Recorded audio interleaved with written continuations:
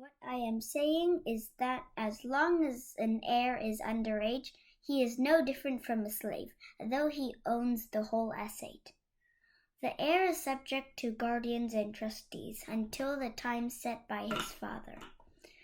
So also when we were underage, we were in slavery under the elemental spiritual forces of the world. But when the set time had fully come, God sent his Son, born of a woman, born under the law, to redeem those under the law, that we might receive adoption to sonship. Because you are his sons, God sent the Spirit of his Son into our hearts, the Spirit who calls out, Abba, Father. So you are no longer a slave, but God's child, and since you are his child, God has made you also an heir. Formerly, when you did not know God, you were slaves to those who by nature are not God's. But now that you know God, or rather are known by God, how is it that you are turning back to those weak and miserable forces? Do you wish to be enslaved by them all over again? You are observing special days and months and seasons and years. I fear for you that somehow I have wasted my efforts on you. I plead with you, brothers and sisters, become like me, for I became like you. You did me no wrong. As you know, it was because of an illness that I first preached the gospel to you. And even though my illness was a trial to you, you did not treat me with contempt or scorn. Instead, you welcomed me as if I were an angel of God, as if I were Christ Jesus himself. Where, then, is your blessing of me now? I can testify that if you could have done so, you would have torn out your eyes and given them to me. Have I now become your enemy by telling you the truth? Those people are zealous to win you over, but no good. What they want is to alienate you from us, so that you may have zeal for them. It is fine to be zealous, provided the purpose is good, and to be so always, not just when I am with you.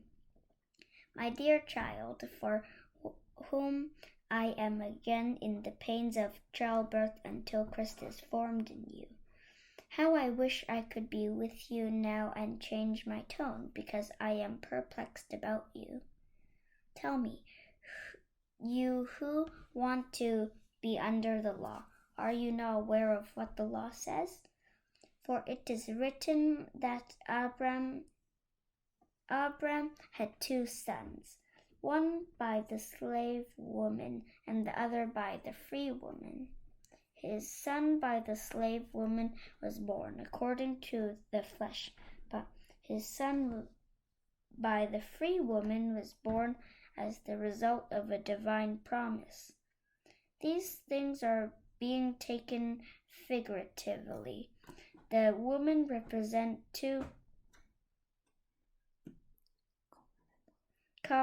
covenants. One covenant is from Mount Sinai and bears children who are to be slaves. This is Hagar. Now Hagar stands for Mount Sinai and Abia and corresponds to the present city of Jerusalem, because she is in slavery with her children, but the Jerusalem that is above is free, and she is our mother. For it is written, Be glad, barren woman, you who never bore a child, shout for joy and cry out aloud. You who were never a labor, because more are the children of the desolate woman than of her who has a husband. Now you brothers and sisters like Isaac are children of promise. At that time, the son born according to the flesh persecuted the son born by the power of the Spirit. It is the same now. But what does the scripture have to say? Get rid of the slave woman and her son, for the slave woman's son will never share in the inheritance with the free woman's son. Therefore, brothers and sisters, we are not children of the slave woman, but of the free woman.